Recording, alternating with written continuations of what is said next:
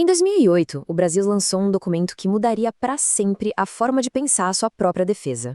Hoje, a gente vai fundo na Estratégia Nacional de Defesa, um plano bem ambicioso que buscava criar um verdadeiro escudo para proteger as aspirações de uma nação gigante num mundo que não para de mudar.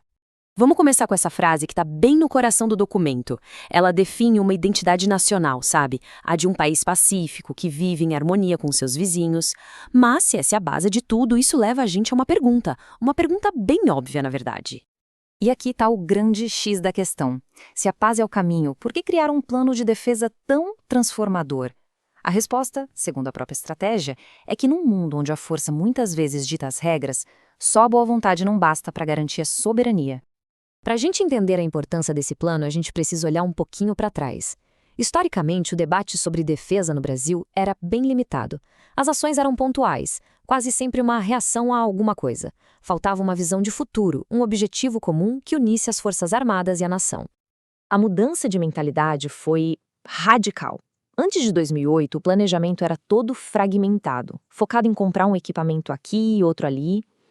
A nova estratégia virou esse jogo, propondo uma visão sistemática, de longo prazo, que tenta se antecipar aos problemas em vez de só reagir a eles. E aqui a gente chega no coração da filosofia do documento. A ideia de que a defesa nacional não é uma coisa isolada, sabe? Pelo contrário, ela é uma parte fundamental do projeto de desenvolvimento do país. A ideia é simples, mas muito poderosa. O desenvolvimento nacional precisa de um escudo. A defesa não é um fim em si mesma. Ela é a garantia de que uma nação pode construir o seu próprio futuro, nos seus próprios termos, sem interferência de ninguém. E essa citação ilustra de forma brilhante o conceito de autonomia estratégica. Ter uma defesa forte não é sobre ser agressivo, é sobre soberania. É sobre ter a capacidade de tomar as próprias decisões, de seguir o próprio caminho, sem ter que ceder a pressões de fora. Certo? Mas como essa visão toda se torna realidade? A estratégia se organiza em torno de 3 pilares principais que sustentam todo o plano. Vamos dar uma olhada em como isso se desenvolve? Então, a estratégia se sustenta em 3 pilares, todos interligados. Primeiro, reorganizar as Forças Armadas para que elas fiquem mais ágeis. Para equipar essas forças, é preciso fortalecer a indústria de defesa nacional, garantindo autonomia. E, por fim, para conectar tudo isso com a nação, a ideia é repensar o serviço militar, transformando ele num elo com a sociedade. Agora, vamos descer para o nível operacional. Como essa nova mentalidade estratégica muda a forma como as Forças Armadas se preparam e atuam?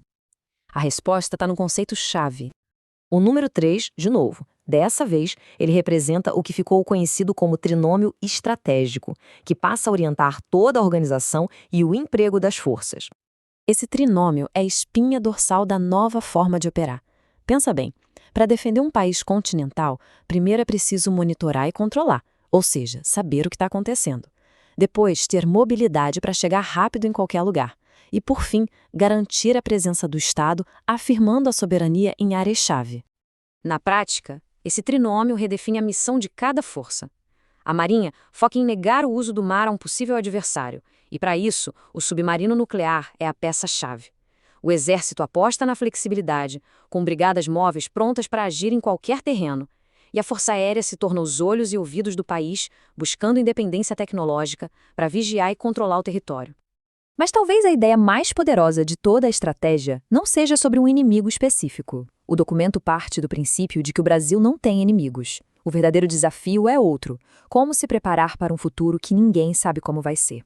A resposta foi organizar as forças em torno de capacidades e não de ameaças imediatas.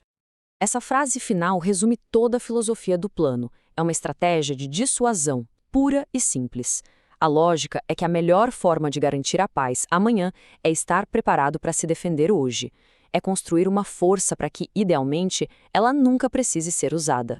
A Estratégia Nacional de Defesa de 2008 foi a resposta do Brasil a essa pergunta fundamental.